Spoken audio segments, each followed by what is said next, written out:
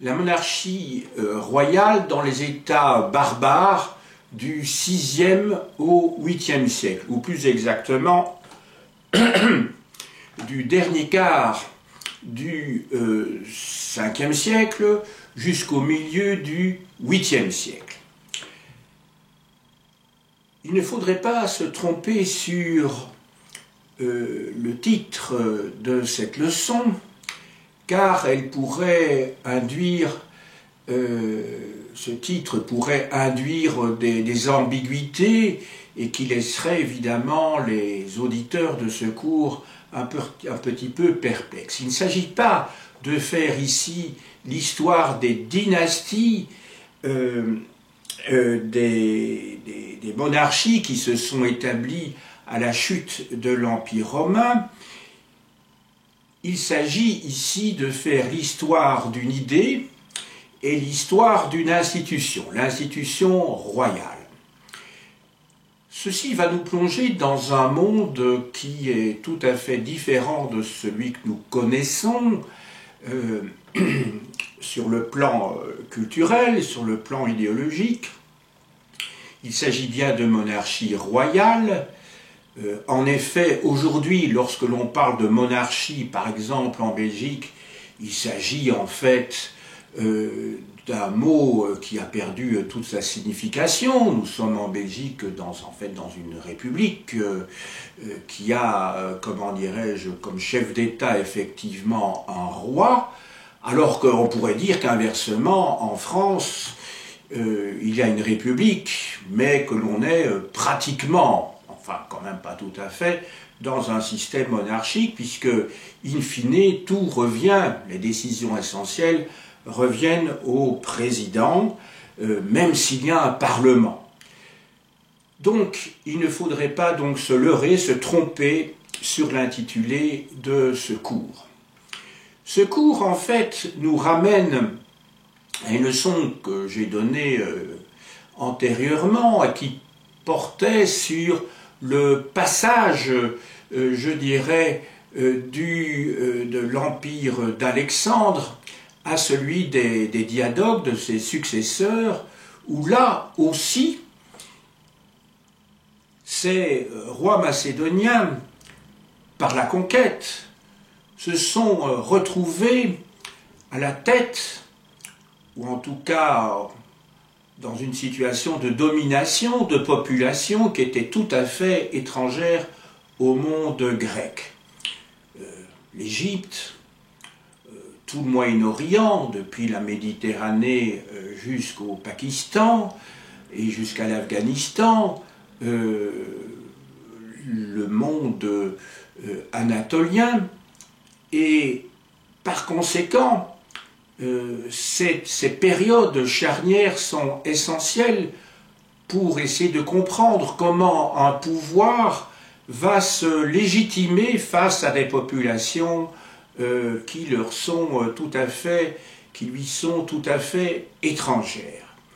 Tout ceci, évidemment, se fait, car il ne faut pas être naïf, sur base d'un rapport de force. L'histoire est faite de rapports de force. La société se construit ou se déconstruit à partir de rapports de force de tel ou tel groupe, sur base effectivement de la force militaire, mais également de toute une série d'autres éléments dont certains vont intervenir ici et qui sont politiques, économiques bien sûr, et idéologiques. On va essayer d'étudier dans cette leçon, de voir comment des rois qui venaient d'ailleurs, qui étaient au fond des rois exotiques pour l'Empire romain, vont s'inscrire à un moment donné, dans le cadre de la deuxième phase du processus que nous allons étudier maintenant, dans les institutions romaines. Dans le cours précédent, je vous ai décrit l'histoire mouvementée de cette période trouble du IVe et du Ve siècle dans l'Empire romain, de cette période que l'on a appelée, pour des raisons idéologiques et patriotiques, du côté français, la période des invasions barbares, en Belgique aussi d'ailleurs, alors que du côté allemand, on a essentiellement vu ce phénomène comme un mouvement de migration, avec un terme peut-être qui sonnera mal dans les oreilles des Français et des Belges, ou qui sonnait mal à l'époque de la période de la guerre de 14 ou de la Seconde Guerre mondiale, à savoir l'idée de promenade des peuples, puisque en allemand, certains historiens utilisaient le terme Völkerwanderungen, c'est-à-dire les promenades des peuples. Évidemment, entre ces deux extrêmes, invasion barbare et promenade des peuples, il faut évidemment essayer de restituer d'un point de vue historique ce qui s'est vraiment passé, ce que j'ai tenté de faire donc dans un cours antérieur. Le cours dont il va être question ici va essayer de voir l'évolution de la fonction royale en 3 phases. Tout d'abord, la première période où le roi instaure son pouvoir essentiellement en vertu sur base d'un critère militaire. Une deuxième phase où là, progressivement, le roi devient le roi d'un territoire et d'une nation pour enfin aboutir avec, en tout cas pour les Francs, au milieu du 8e siècle, avec un pouvoir royal qui se revendique d'une mission religieuse. Je commence donc par la première étape de ce processus, de cette évolution. Dans cette première étape, on peut dire que le roi aura essentiellement une fonction militaire. Ce sera donc un roi conquérant, mais pas tout de suite. Quelle est l'origine de cette fonction royale chez les barbares? Barbare, je le rappelle, est un terme d'origine grecque qui signifie étranger et qui a été repris par les Romains, donc il ne faut pas y voir a priori une notion liée, péjorative, comme nous pourrions l'entendre, même si pour les Grecs eux-mêmes, les barbares sont inférieurs aux Grecs. Les barbares, ce sont ceux qui ne parlent pas le grec. Et ceci était repris dans le cadre de la pensée romaine. Excusez-moi, j'espère que ce n'est pas un début de Covid. Je dis ça pour, comment dirais-je, faire rire un petit peu mes auditeurs. On verra bien si je suis toujours là à la fin de ce cours. L'origine de cette fonction, je l'ai déjà dit à 2 ou 3 reprises, est donc d'origine militaire. Le roi, chez les barbares, est un chef de guerre. C'est un roi qui, dans le cadre, ou plutôt pour les Romains, est un roi fédéré. Que veut dire le terme fédéré? Le terme fédéré ou fédération vient d'un mot latin, fedus, F-O-E-D-U-S,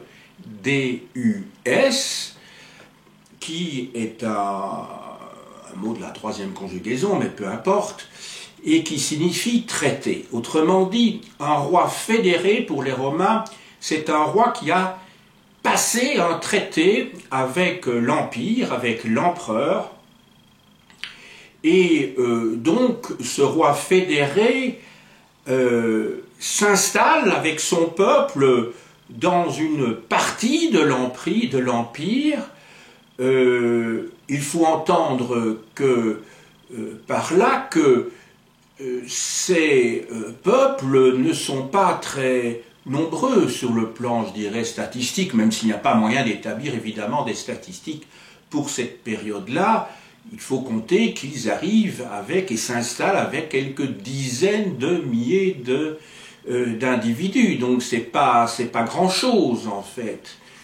On a compté, enfin ce sont des supputations, des hypothèses, bien évidemment, qu'il serait difficile de vérifier, mais enfin que ceux que l'on appelle les envahisseurs n'auraient représenté dans l'Empire romain, après leur installation, que 3% de la population. Donc Simplement, ils ont pour eux quand même un rapport de force qui leur est favorable, puisqu'ils détiennent le pouvoir militaire. Et c'est ça, évidemment, l'essentiel.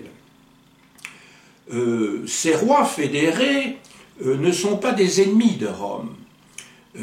En tout cas, dans un premier temps, ce sont en fait des contingents, si je puis dire, armés, sauf qu'ils viennent avec famille, femmes, enfants, tribus entières, pour protéger l'Empire romain. Donc ces rois occupent une fonction dans la hiérarchie militaire de l'Empire romain. Donc il y a une volonté de les intégrer, et pour eux c'est un honneur d'ailleurs que de servir en tant que généraux, si vous voulez, chefs de milice, pour utiliser le terme premier en latin, chef de la, comment dirais-je, chef des armées romaines à cette époque-là. Donc c'était une manière pour les empereurs romains de les intégrer, de s'en servir également, donc ils sont au service de l'empereur. Dans un premier temps, mais ça c'est pour revenir à une période que j'ai pu traiter ailleurs, quand je traitais de la fin de l'Empire romain, déjà depuis le IIIe siècle, il y avait des barbares qui s'étaient établis sur les frontières, à l'intérieur même de l'Empire romain, donc à l'intérieur même de l'autre côté du Limès, du côté romain, pour défendre l'Empire en tant que petite colonie, si je puis dire, de soldats paysans qui rentraient tout à fait pacifiquement dans l'Empire et dans le cadre également d'un accord mutuel. Ici, il s'agit vraiment de peuples qui se déplacent là au 5e siècle et qui, sous l'autorité de leur roi, vont donc être au service de l'Empire. Le problème, c'est que ces rois se trouvent devant une situation qui n'est pas du tout celle de la monarchie impériale. En effet, les rois barbares sont élus, dans le cadre d'un rapport de force, mais qui est sanctionné par une élection des guerriers, et chez les Francs, par exemple, ils sont élevés sur un pavois. Donc ça, c'est le signe, comment dirais-je, de la légitimation de l'élection. Donc ils n'ont pas un trône, comme c'était le cas chez les Romains. Le trône va venir, mais plus tard, dans le cadre d'une continuité des institutions impériales. La royauté, pour eux, est un bien privé, c'est un objet. Par conséquent, si c'est un bien qui appartient au roi, se pose le problème de la transmission du pouvoir. La royauté n'est pas un concept abstrait, comme le pouvoir peut l'être chez nous. L'État est un concept abstrait, même s'il se concrétise par toute une série d'institutions qui, effectivement, disposent de la force publique dans le cadre de missions diverses. Mais à cette époque-là, la royauté est donc un bien. Alors, comment est-il transmis ? Alors, il est transmis par hérédité, sauf que, comme il s'agit d'un bien privé, ce bien est partagé entre les héritiers, c'est-à-dire entre les fils du roi, s'il en a. Autrement dit, le territoire qu'il dirige va se trouver scindé à chaque génération entre tous les héritiers. Sauf que il y a une autre pratique qui vient contrebalancer, si je puis dire, la première, c'est celle de l'assassinat. Donc, à plusieurs reprises, les royaumes ont pu se reconstituer parce que, justement, on s'est assassiné, comme d'ailleurs on s'assassinait aussi dans l'Empire romain. Pensez au 1er siècle de notre ère, et pensez également au 3e siècle, dans cette période on a longtemps appelé la période d'anarchie, entre 235 et 285, donc juste avant comment dirais-je, l'accession au pouvoir impérial par Dioclétien.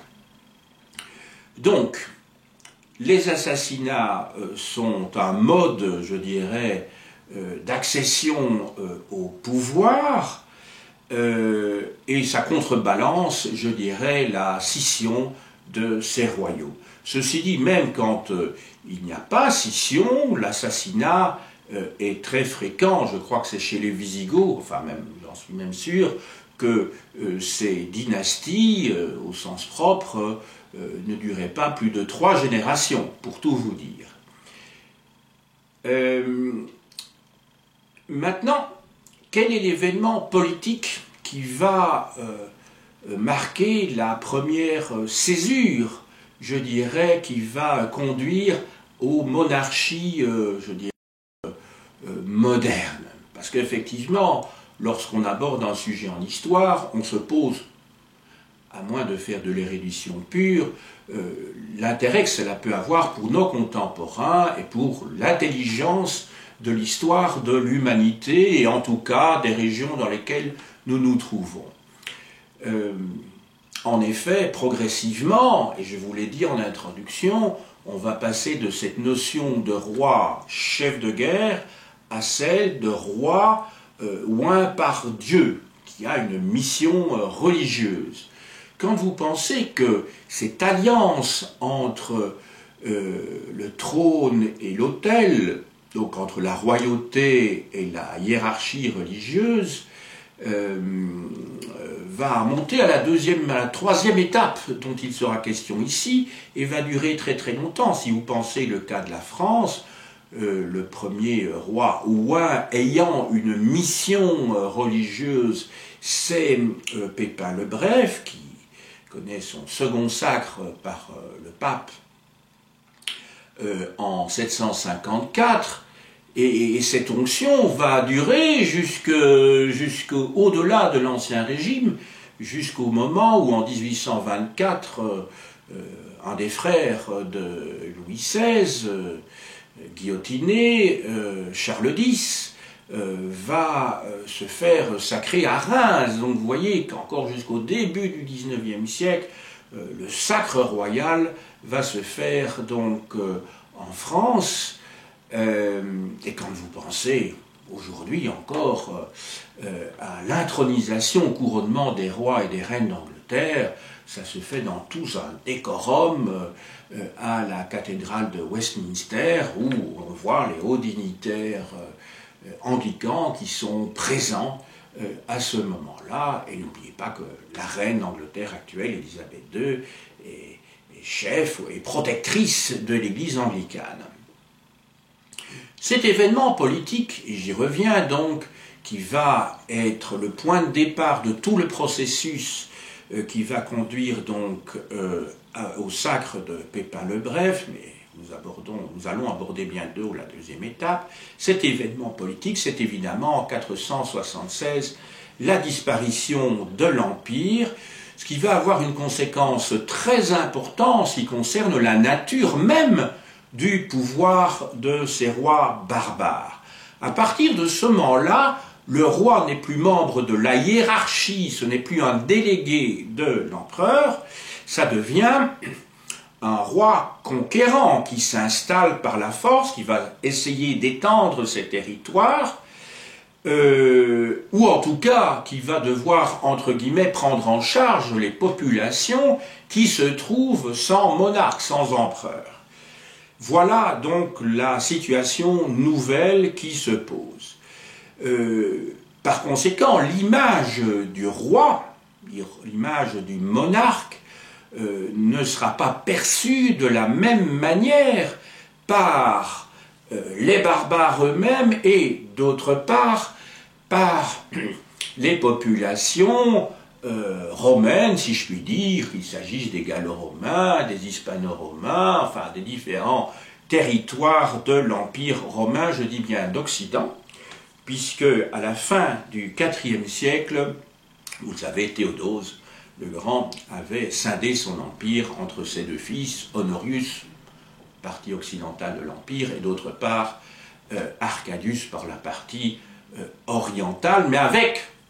à l'inverse de ce qui se passe chez les barbares, l'idée d'un empire unitaire. Il y a un imperium romanum, alors qu'il y a deux empereurs. Il se fait que, même si ça concerne peu d'individus, bien sûr, que la justification idéologique est toujours importante. C'est ainsi que, en Italie, dans le royaume de Théodoric, qui est un Ostrogoth, qui prend le pouvoir donc au VIe siècle, vous avez des intellectuels qui prennent parti pour ou contre Théodoric. Les deux plus célèbres sont Cassiodore et Boès, ces deux grands intellectuels que l'on retient toujours pour cette époque où ils sont devenus extrêmement rares.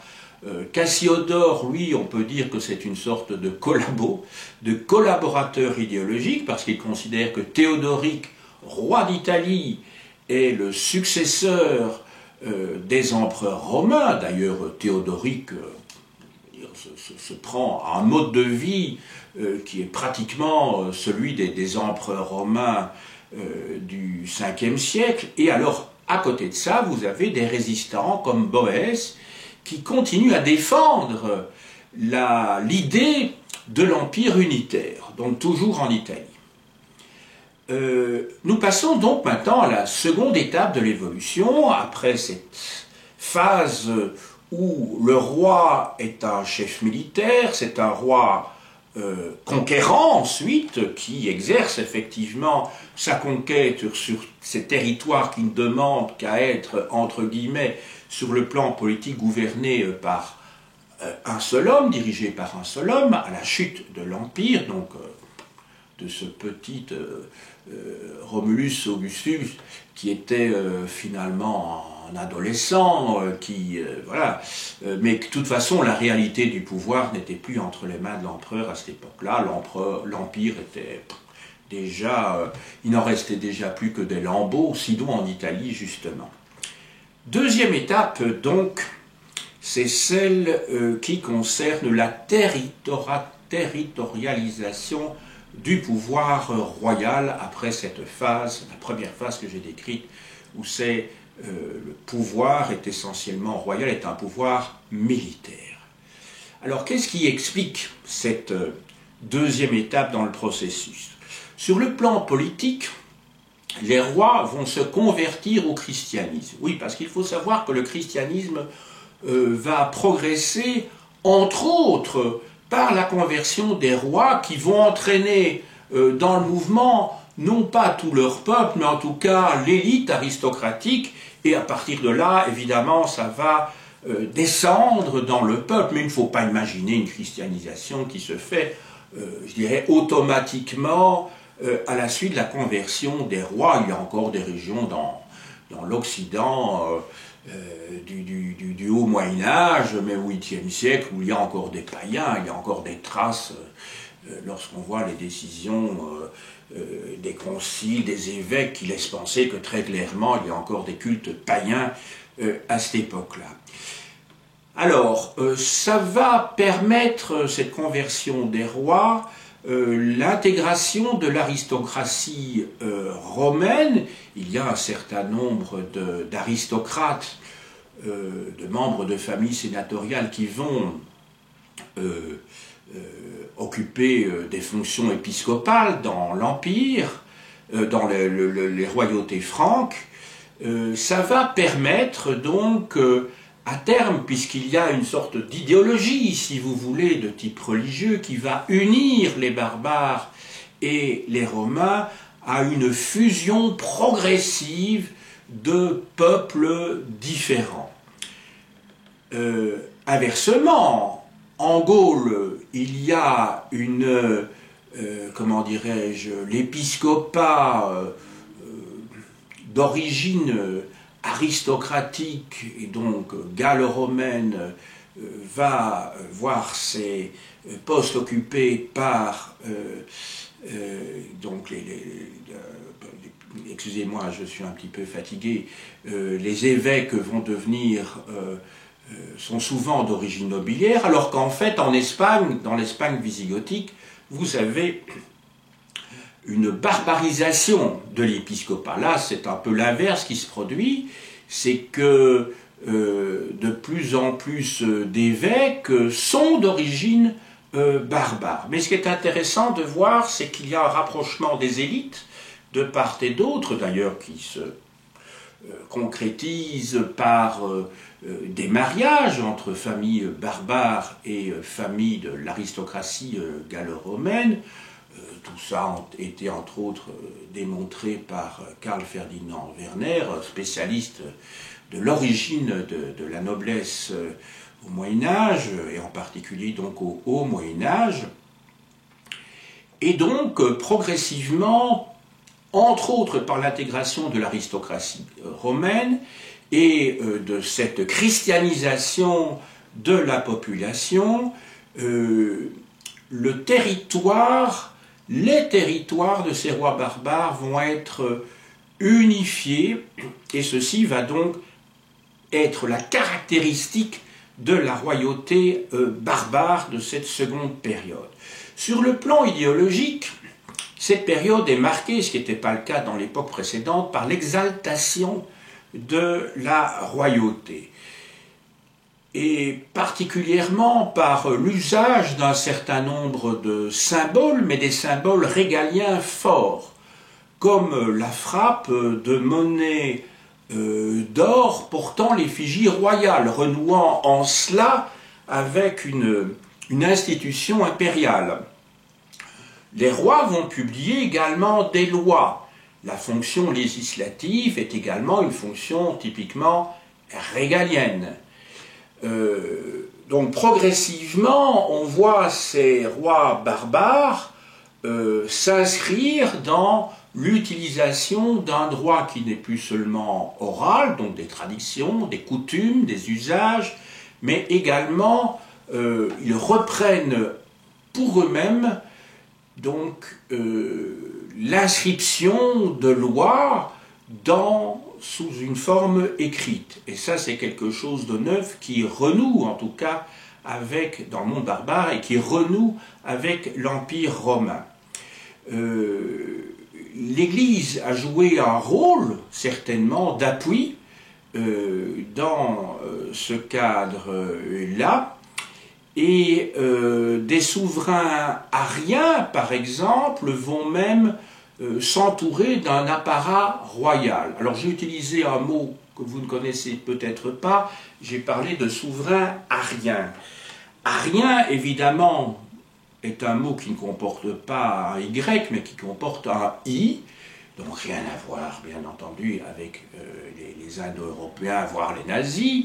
Il s'agit ici de comprendre ce mot comme étant, étymologiquement, provenant d'un prêtre oriental, Arius, égyptien, qui avait repensé le christianisme de la manière suivante. C'était en fait une hérésie. Et pour Arius, il y avait Dieu qui était dans sa sphère à lui, le divin, et Jésus qui, lui, était un homme tout à fait exceptionnel, on pourrait dire une sorte de héros, un homme hors du commun, mais qui n'était qu'homme. Évidemment, c'était une hérésie pour Rome. Il y a eu un concile, il y a eu des conciles pour régler tout ça, dans le courant du IVe siècle, en particulier le concile de Nicée de 325 sous Constantin. Mais il se fait que la majorité des peuples barbares étaient ariens. Et ça va être d'ailleurs un atout pour Clovis, qui était un des rares rois barbares à ne pas avoir adhéré à l'arianisme. En fait, il était païen. Et vous connaissez en tout cas la légende, vous savez que dans les légendes il y a du vrai et du faux, que c'est à la suite de la bataille de Tolbiac, donc de Zülpich,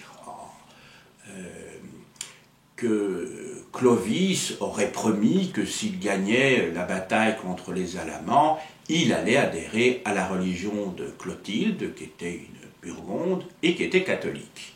Voilà, donc ça a été un atout, parce que Clovis a pu avoir l'appui de la royauté, de la papauté, alors que c'est, comment dirais-je, les autres rois barbares, eux, ariens, n'ont pas eu l'appui de la papauté, par conséquent, puisqu'ils étaient des rois hérétiques, et il va falloir alors des conversions de ces rois au catholicisme, qui sont bien postérieurs à la conversion au catholicisme de Clovis. Donc je vous disais ici qu'il y a donc un certain nombre de souverains ariens qui s'entourent d'un apparat de type impérial, et donc là on est dans une phase nouvelle qui est celle où le roi n'est plus seulement un chef militaire, un chef conquérant, mais reprend pour lui la tradition impériale, lui donnant ainsi une légitimité d'un tout autre ordre.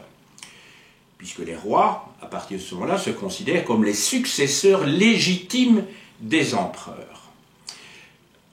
Conséquence de tout cela, c'est que la fonction royale acquérant plus de prestige, le roi acquérant plus de pouvoir, puisque maintenant il s'habilite lui-même à rédiger des lois, cela va entraîner une compétition renforcée entre tous ceux qui sont candidats à la fonction royale, et par conséquent, les royautés vont devoir s'affaiblir, parce que les rois, dans le cadre de marchandage avec des clientèles aristocratiques, vont devoir donner des terres, puisque la vraie richesse à cette époque-là, ce sont les terres, ce sont les biens fonciers, vont devoir donner des terres, et à partir de là, ils vont s'affaiblir eux-mêmes.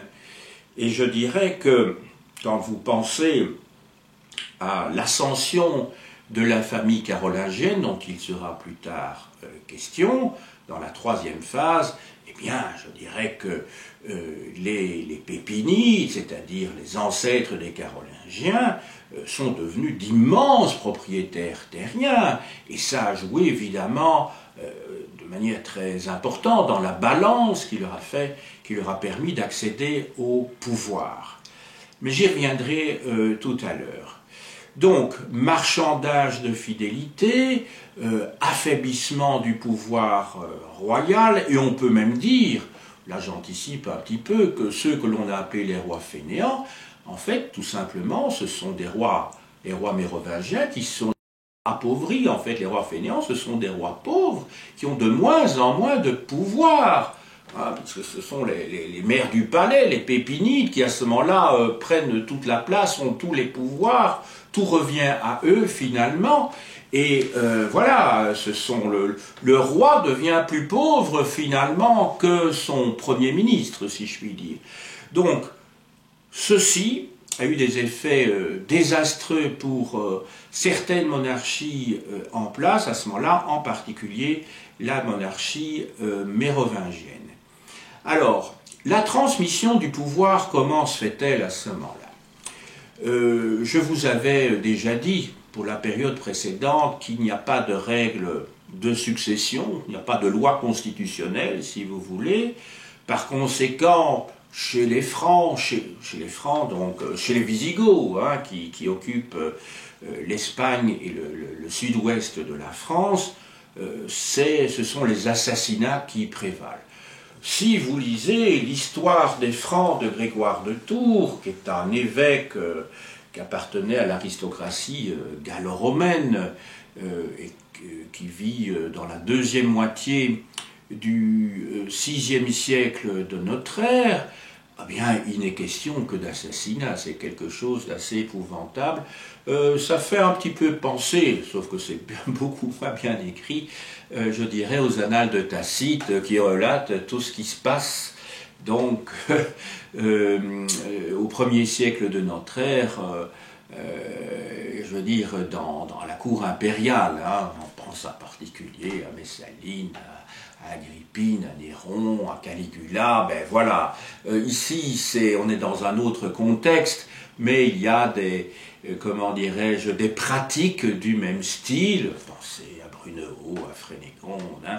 Voilà. Donc, ce sont en fait des pratiques qui relèvent, en fait, je dirais, de ce que nous entendons au premier degré couramment par pratique barbare, justement, et pas au sens étymologique.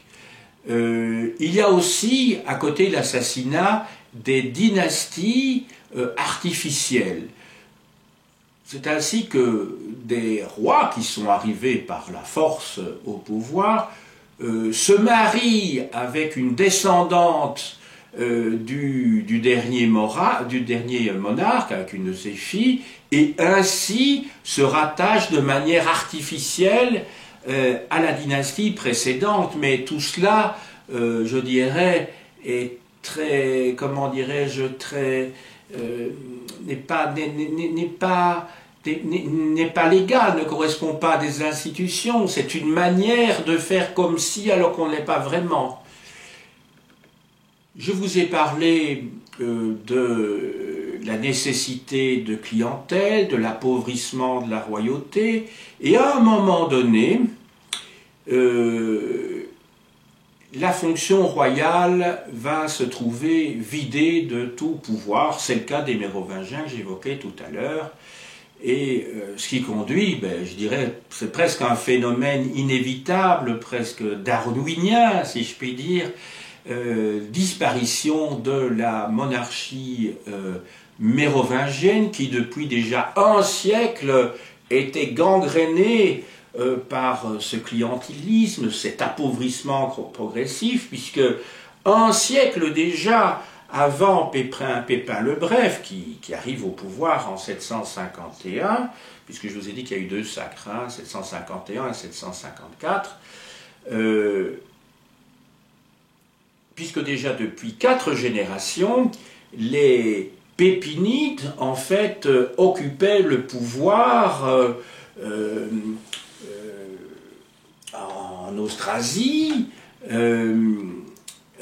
et en Neustrie lorsque les deux royaumes ont été réunis. Le premier de cette lignée est Pépin de Landen, Pépin l'Ancien, puis vous avez Pépin de Herstal. Je vous signale que ces localités se trouvent donc dans la région de Liège, où les Pépinides vont constituer d'énormes domaines, des villas, comment dirais-je, très imposantes.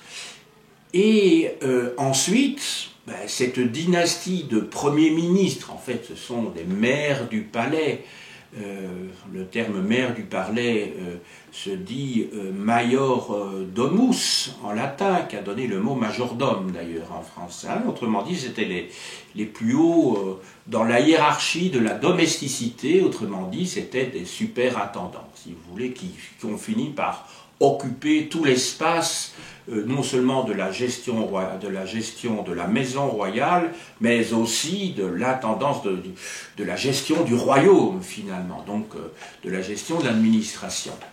Donc, après Pépin de Landen et Pépin de Herstal, vous allez avoir dans la première moitié du 8e siècle Charles Martel, bien connu comme vainqueur de la bataille de Poitiers en 732 contre les Sarrasins, et enfin donc son fils, 4e génération, donc vous avez Pépin le Bref qui était maire du palais mais qui dépose le dernier roi mérovingien, Childéric III, et qui le fait tondre parce que c'était un privilège de la famille des Mérovingiens que d'avoir des cheveux longs. C'était donc une chevelure sacrée. La notion de chevelure sacrée, on la retrouve aussi dans la Bible, ne fût-ce que sous la légende de Samson, vous vous souvenez, qui tirait toute sa force de la longueur de ses cheveux. Et finalement, ben, c'est Charlemagne qui va, Charles, le fils de Pépin, qui va recueillir l'héritage à la mort de son père Pépin en 768. Donc on passe donc à la troisième étape, celle où la fonction royale est associée à une mission religieuse. Pépin le Bref, je vous l'ai dit, d'abord Premier ministre, puis à la suite d'un coup d'État, parce qu'il s'agit bien d'un coup d'État, devient roi des Francs. À ce moment-là, on est encore roi des Francs, on n'est pas encore roi de France, il faudra attendre le XIIe siècle pour passer du titre de Rex Francorum à celui de Rex Franciae, c'est-à-dire roi de France. Donc ça va venir beaucoup plus tard. Voilà, on est roi d'un peuple. Pas dans le sens où on l'entend en Belgique, puisqu'en Belgique, le roi n'est pas roi de Belgique, mais bien roi des Belges. Mais là, ça a un rapport, je dirais, au système parlementaire et démocratique, tandis qu'à cette époque-là, on est roi d'un peuple. On est roi d'un peuple, mais aussi d'un territoire. Pépin le Bref se fait donc sacrer en 754, une deuxième fois, donc cette fois-ci par le pape, alors que le premier sacre est un sacre, je dirais, de nature nationale, fait par un évêque. Ici, il s'agit d'un sacre par le pape, donc qui donne un poids international à ce sacre. Et dorénavant, Pépin et sa famille, puisque ses deux fils vont être également sacrés, donc Charles et Carloman, ce sacre va donner une onction divine à l'ensemble de la famille. Donc c'est une famille qui est élue par cette onction. Et c'est donc cette onction divine, par l'intermédiaire d'un évêque ou du pape, qui garantit, qui légitimise le pouvoir exercé par le roi. Donc ce ne sont plus ces faits d'armes, il ne s'agit plus non plus ici d'administration, il s'agit d'un pouvoir supérieur. Et on voit qu'on arrive à cette notion de pouvoir qui sera nommée en tant que telle que beaucoup plus tard, à celle de monarchie absolue de droit divin. Mais le concept n'existe pas à cette époque-là, mais il annonce en tout cas ce concept que l'on va connaître à l'époque moderne à partir du XVIe siècle et qui connaîtra, je dirais, son apogée à l'époque de Louis XIV. Donc le roi est au service de Dieu. Ce roi va donc occuper de nouvelles fonctions. Il est un ministre religieux, ministre au sens où on l'utilise aussi pour un ministère religieux aujourd'hui, un ministre du culte, si vous voulez. Il est prêtre en même temps. Je vous rappelle que les rois de France, à partir non pas de cette époque-ci, mais du Moyen-Âge classique, vont pouvoir guérir des écrouelles. Et que cette pratique, on va la trouver jusqu'à la fin de l'Ancien Régime, en France en tout cas.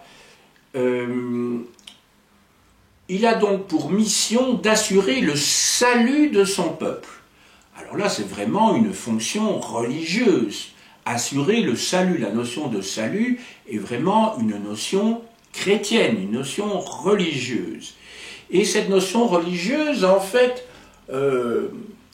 renvoie, ou plutôt tire sa source dans ce que l'on appelle l'augustinisme politique. Augustin, qui est un des grands penseurs de l'Église, qui vit à cheval sur le 4e et le 5e siècle de notre ère, Augustin, Saint Augustin, donc pour les chrétiens, qui était évêque d'Hippone, donc Beaune aujourd'hui en Algérie, et qui avait écrit plusieurs ouvrages, dont la cité de Dieu, Civitas Dei, ou dans lequel il expliquait qu'il y avait deux cités. Il y avait la cité des hommes, mus, je dirais, par le mal, ne parvenant pas à s'en détacher, puis d'autre part, la cité divine vers laquelle il fallait tendre. Et c'est donc dans cette idéologie religieuse que s'inscrit Pépin le Bref, et plus tard son fils Charles, dit le Grand, Charlemagne. C'est celle que l'empereur, enfin, à cette époque-ci, le roi, parce que Pépin le Bref est roi, c'est seulement son fils qui, comme vous le savez, se fait couronner à la Noël de l'an 800. Donc, à ce moment-là, le roi a une fonction, mais vraiment épiscopale, si je puis dire. Hein. Donc, il est vraiment le lieutenant de Dieu sur terre qui doit mener son peuple au salut. Il a donc pour mission de défendre la papauté, et c'est d'ailleurs ce qui va être fait avec la création de ce qu'on va appeler à tort plus tard les États pontificaux, et que l'on appelle l'État ecclésiastique. En fait, ce sont, pendant toute la période moderne, en fait, c'est au Moyen-Âge et la période moderne, en fait, ce sont des territoires que Pépin le Bref donne au pape, un petit peu en remerciement du sacre, mais ça sert également d'état tampon vis-à-vis de territoires qui sont byzantins au sud et qui appartiennent à d'autres principautés. Il y a le duché de Spolète, par exemple, duché de Bénévent. Le souverain, le roi, se fait entourer de clercs, dorénavant, donc c'est l'origine de l'époque où il va y avoir de plus en plus de religieux autour du roi, qui va conduire, vous le savez, au XVIIe siècle, à ce que Louis XIII prenne Richelieu, à ce que Louis XIV prenne... Enfin, quand je dis, c'est pas tout à fait juste, hein, parce que Richelieu, en fait... oui, Richelieu a été pris comme Premier ministre, mais enfin, à la suite d'un concours de circonstances dans lequel je ne vais pas m'étendre, sinon je vais complètement m'éloigner de mon sujet. Et Mazarin, c'est pas Louis XIV qui l'a choisi, hein, c'est ça. Il a été recommandé, en fait, à Louis XIII, au moment de la mort de Richelieu, à Louis XIII, et puis bon, c'est la femme de Louis XIII, la veuve, donc, qui pendant la Régence prend Mazarin comme principal ministre, et lors de la mort de Mazarin en 1661, là, Louis XIV fait l'impasse sur cette fonction de Premier ministre et occupe la fonction de Premier ministre, de chef du gouvernement unique à ce moment-là, sans intermédiaire avec ses ministres et ses secrétaires d'État. Voilà. Donc, lorsque maintenant le roi va conquérir des territoires, il ne le fera plus officiellement dans un objectif militaire, quoique, mais essentiellement pour Dieu, pour étendre le royaume des chrétiens sur terre. Il ne le fera plus officiellement, je dis bien de nouveau, pour sa famille, mais il le fera. On peut penser quand même que les deux éléments intervenaient, mais officiellement, il est là pour développer le royaume, le territoire de la chrétienté. Que faut-il retenir maintenant de tout ce que j'ai pu expliquer depuis le dernier quart du VIe siècle, et même avant, jusqu'au milieu du 8e siècle, en gros donc de 476 à 754. Sur le plan chronologique, j'espère que vous avez bien noté qu'il y a d'abord une phase où le roi est au service de l'empereur. Il est et il devient un conquérant progressivement, donc c'est sa fonction militaire qui s'affirme dans un premier temps, et dans un deuxième temps, cette fonction militaire devient une fonction politique, administrative, et finalement, l'idée de royauté, à partir du milieu du 8e siècle, va être celle qui va durer jusqu'à la fin de l'Ancien Régime, c'est-à-dire que le roi est chargé de missions religieuses, et ceci va donc avoir une très longue postérité. Le roi est donc chargé d'une mission messianique. J'ai évoqué tout à l'heure Augustin, qui cherche à promouvoir la cité de Dieu. Et d'ailleurs, chez Augustin, il n'y a pas de scission, je dirais, dans l'espace. Tout ça, ça se situe dans une temporalité qui n'est pas la temporalité humaine. Il y a des gens qui, à l'intérieur même de la cité terrestre, essayent de promouvoir la cité divine. Et c'est dans ce cadre-là que Pépin et les rois carolingiens vont intervenir.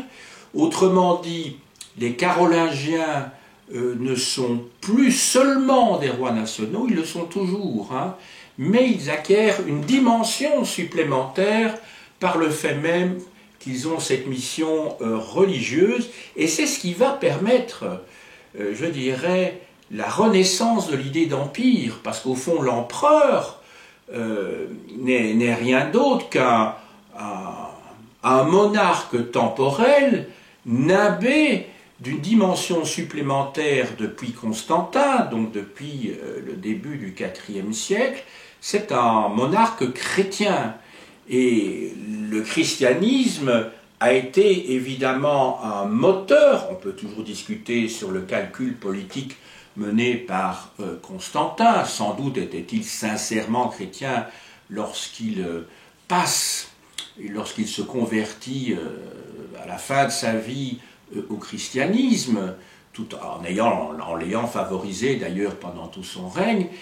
Mais ce qui paraît sûr ici, c'est que à partir du IVe siècle, progressivement, lorsque Théodose, à la fin du IVe siècle, instaure le christianisme comme seule religion, donc officielle de l'Empire, alors que pour Constantin, on était dans une situation de tolérance du christianisme, même s'il y a eu du favoritisme pour les chrétiens à cette époque-là, mais ce n'était pas encore définitif, puisque vous pensez au règne de Julien, qui a été très court, mais qui a duré 3 ans, si mes souvenirs sont bons, entre 361 et 364 de notre ère, le fameux Julien l'Apostat, qui lui a renié son baptême et a adhéré à un nouveau culte, celui du sol invitus, c'est-à-dire du soleil invaincu, qui est aussi un culte, je dirais, non pas monothéiste, mais énothéiste, si vous voulez, qui rétablit le paganisme dans l'Empire pour une période courte. Donc, en fait, l'idée d'empire est liée, bien entendu, à l'Empire romain. Ce n'est pas de n'importe quel empire dont il s'agit. Lorsque Charlemagne se fait donc couronner et sacrer empereur à la Noël de l'an 800 par Léon III, hein, je rappelle que le pape qui avait sacré Pépin le Bref était Étienne II, et il s'inscrit dans une logique qui est celle d'un empereur chrétien. C'est pour ça qu'on parle souvent des deux antiquités, de l'Empire romain païen et puis l'Empire romain chrétien. Il s'inscrit donc dans une logique constantinienne. Et d'ailleurs, on trouve cette référence à Constantin dans le récit que Grégoire de Tours fait du baptême de Clovis à la fin du 5e siècle. Du 5e siècle, il est question là aussi, de Clovis qui s'approche et va se faire baptiser donc par Rémy, l'évêque de Reims, et il est dit Clovis s'approche tel un nouveau Constantin. Donc il y a déjà cette idée, alors je ne dis pas que c'est chez Clovis, mais en tout cas c'est chez Grégoire de Tours, qui est un aristocrate gallo-romain, d'essayer de renouer en fait cette royauté barbare avec l'Empire romain. Mais alors là, il y a officialisation donc en 800. Il me reste à vous présenter comme d'habitude quelques livres. Je vais commencer par quelques ouvrages généraux. Attendez, je regarde dans quel sens je vais les voir. Peut-être ceci d'abord. Oui, je vais commencer par ceci.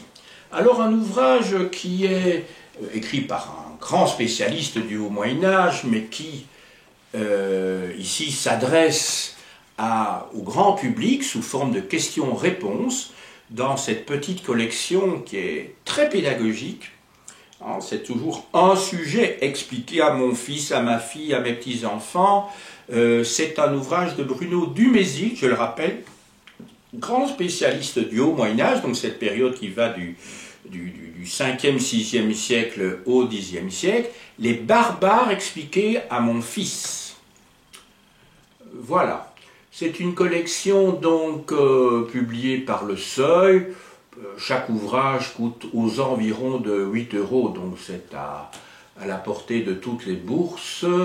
Il y a 100 pages ici, voilà. Donc une petite collection que je recommande à ceux qui ne connaissent pas du tout cette période-là. Alors un ouvrage là, ben, voilà, qui est destiné à des étudiants là je dirais des étudiants, pour le grand public aussi, mais plutôt à des étudiants, dans une première approche. Ce sont Les Invasions barbares de Pierre Richer, qui enseignait à l'université de Nanterre, grand spécialiste de l'époque carolingienne, et dû à Philippe Lemaitre. Oui, Pierre Richer, j'ai appris récemment qu'il vivait toujours. Il doit avoir certainement 90 ans, parce que j'ai une amie qui participe à un conseil scientifique à l'université de Nanterre. Elle m'a dit qu'il participait toujours à ces réunions. Alors vous voyez, pour moi c'était déjà une référence lorsque j'étais étudiant il y a 45 ans, et apparemment, tant mieux pour lui d'ailleurs, il vit toujours.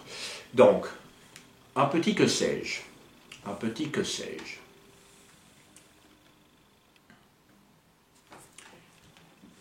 Alors, un ouvrage de Lucien Musset, grand spécialiste du sujet, Les invasions, les vagues germaniques, dans la collection Nouvelle Clio. Alors, Lucien Musset a écrit également un deuxième volume sur les invasions dans la même collection qu'il intitule Les invasions, la deuxième vague, qui concerne donc plutôt les Vikings, les Hongrois, les Sarrasins, donc pour les siècles qui suivent ce volume-ci. Alors, Michel Rouche, dont je vous montrerai une biographie de Clovis dans quelques instants, a écrit Les racines de l'Europe. Ça, c'est pour replacer le sujet dans un cadre plus général. Les sociétés du Haut Moyen-Âge, 568-888, chez Fayard. Donc, ça concerne tous les peuples barbares, donc ça concerne aussi bien les pays anglo-saxons que les anciennes sociétés, je dirais, celtiques, l'Espagne, l'Italie. Voilà. Michel Rouche enseignait à l'université de Paris 4 Sorbonne.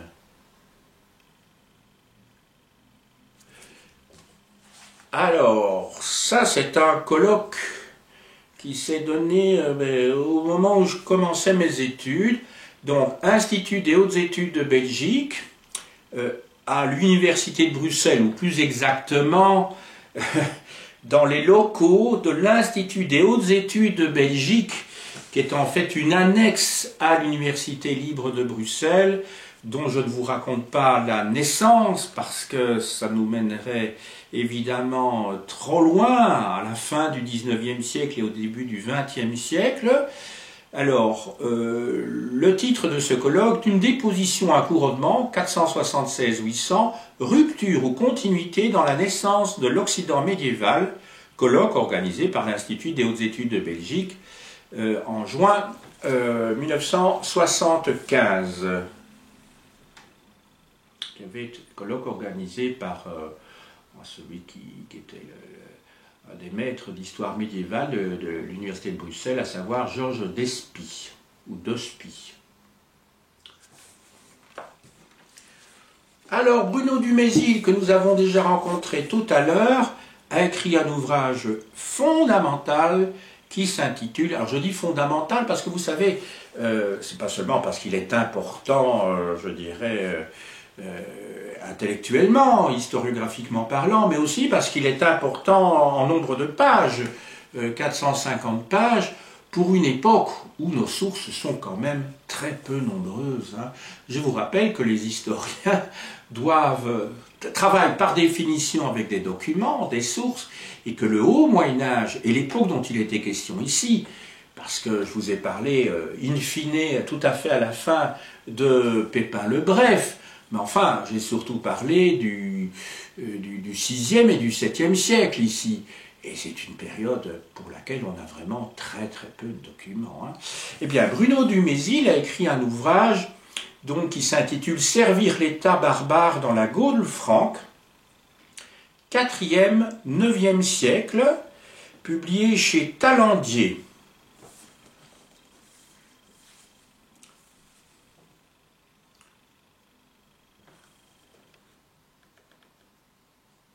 Alors vous avez ici en représentation donc une sculpture représentant Stylicon en armes, qui était général et consul de l'Empire romain. En fait, c'était un peu le premier ministre, si vous voulez, d'un des derniers empereurs romains.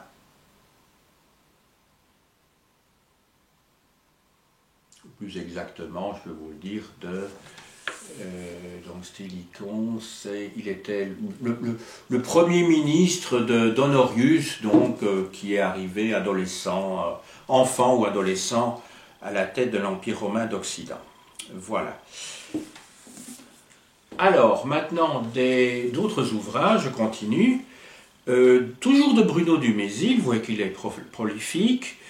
Dans la série Une histoire personnelle de la France, qui comprend 6 ou 7 volumes, des Gaulois aux Carolingiens. Alors ici, on voit une représentation, je dirais, idéalisée du baptême de Clovis par Rémy, l'évêque de Reims. Donc c'est une peinture du XIXe siècle, très certainement. Alors il faut savoir qu'au XIXe siècle, il y a un goût, enfin, qui naît à l'époque romantique pour le Moyen-Âge. C'est l'époque également de la naissance des nations, et dans tous les pays, on essaie de retrouver ses origines. Voilà. Grégoire de Tours. Oui, j'aurais pu vous expliquer aussi, c'est une anecdote, hein, mais j'ai peur de me perdre dans les anecdotes, que les rois fainéants, c'est une notion qui remonte plutôt au IXe siècle, lorsqu'un membre de la famille carolingienne veut justifier le coup d'État de Pépin le Bref en expliquant, et c'est la première fois que l'on trouve le terme de roi fainéant en latin, il veut justifier cette prise de pouvoir par le fait que les Mérovingiens ne fichaient plus grand-chose.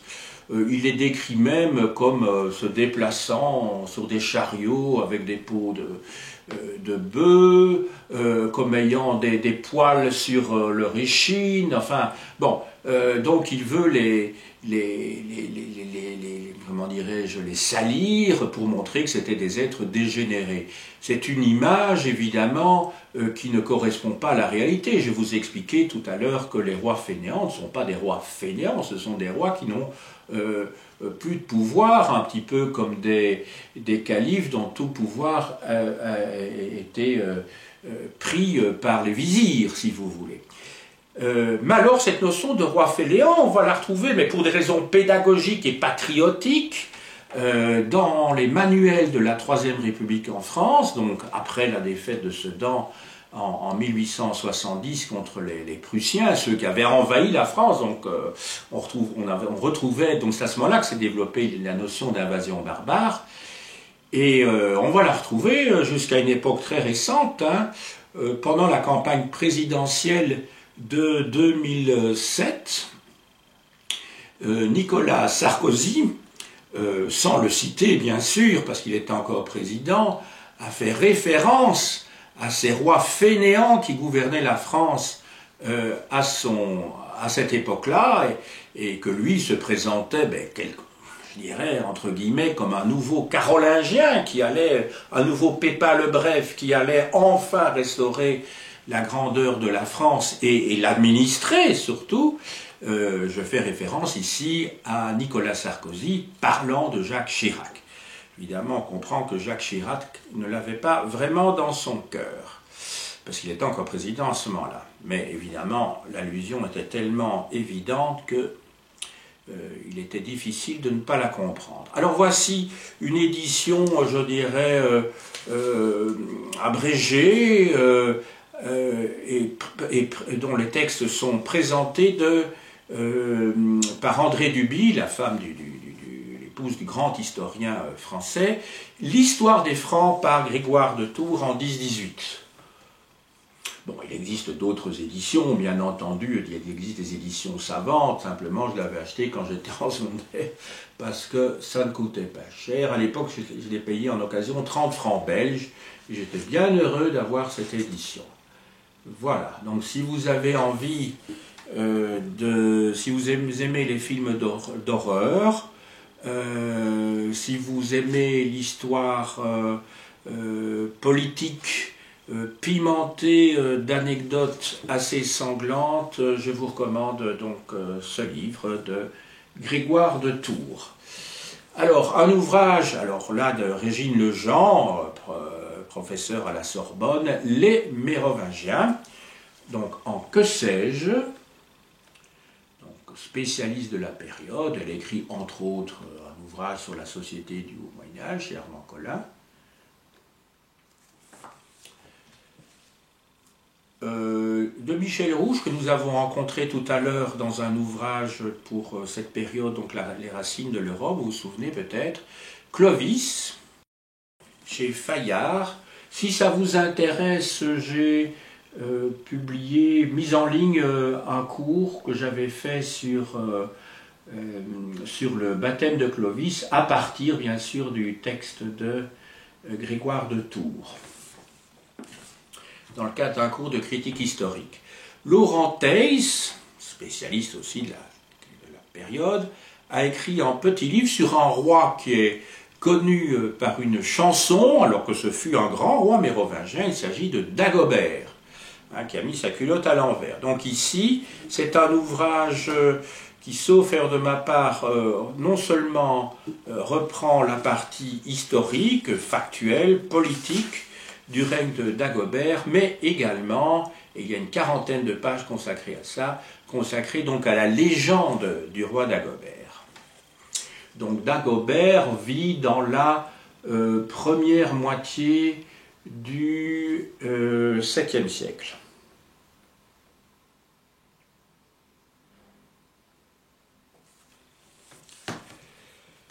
De Pierre Richer, évoqué tout à l'heure, alors un ouvrage très général, Les Carolingiens, une famille qui fit l'Europe, dans la collection plurielle chez Hachette.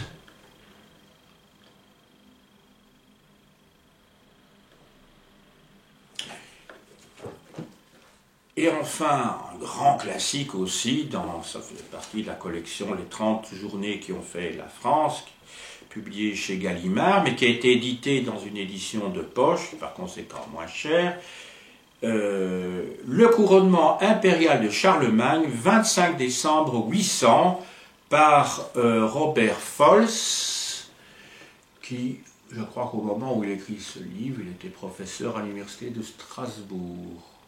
Je dis ça de mémoire.